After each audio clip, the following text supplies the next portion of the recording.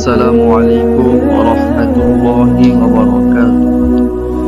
সম্মানিত দর্শক শ্রোতা মণ্ডলী, আজকে আমি আপনাদের সামনে কুরবানি ইতিহাস নিয়ে আলোচনা করব।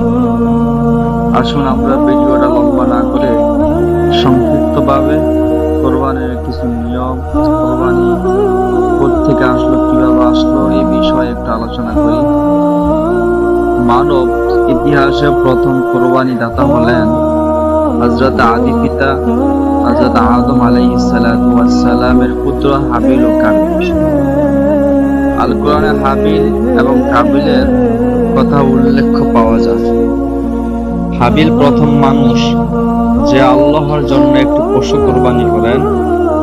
ইবনে কাসির বর্ণনা করেছেন যে হাবিল একটি ভেড়া এবং তার ভাই কাবিল তার ফসলের কিছু অংশ স্রষ্টার উদ্দেশ্যে কোরবানি দেওয়ার জন্য আল্লাহ তাআলার কথা অনুসারে সেখানে রেখে আসছে। আল্লাহর নির্ধারিত পদ্ধতিতে যে আকাশ থেকে এক টুকরো আগুন এসে গ্রহণযোগ্য কোরবানি যেটা কবুল করতেন সেটার উপরে পড়ে আগুনটা জ্বালিয়ে দিত। তদনুসারে আগুন নেমে আসে ও হাবিলের জবেকৃত পশুটির কোরবানি গ্রহণ করে। অন্যদিকে কাবিলের ফসল কোরবানি প্রত্যাখ্যান করে। কাবিল এই ঘটনার সে অসন্তুষ্ট হয়ে যায়, সমাজের মধ্যে অপমান বোধ হয়ে যায়। কোরবানি কবুল না হয় বিষয়টি তার ভাই হাবিলকে হত্যা করে। কাবিল তার কৃতকর্মের জন্য অনুতপ্ত না হওয়ায় আল্লাহ তাকে ক্ষমা করেন। হাবিল আর কাবিল তখনকার আদম আলাইহিস সালাতু ওয়াস সালামের ঘরে জন্মগ্রহণ করতেন এক ছেলে এক মেয়ে। প্রথম ঘরের মেয়ের সাথে পরবর্তী ছেলের সাথে বিবাহ, পরবর্তী মেয়ের সাথে প্রথম পর্ব ছেলের সাথে বিবাহ।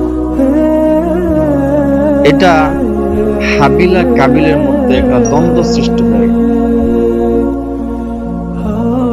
তখন হাবিলের ঘরে যে কন্যা সন্তান একত্রিত জন্মগ্রহণ করলেন, ওই মেয়েটা ছিল কালো, আর কাবিলের সাথে যে মেয়েটা জন্মগ্রহণ করেছে ওই মেয়েটা ছিল সুন্দর।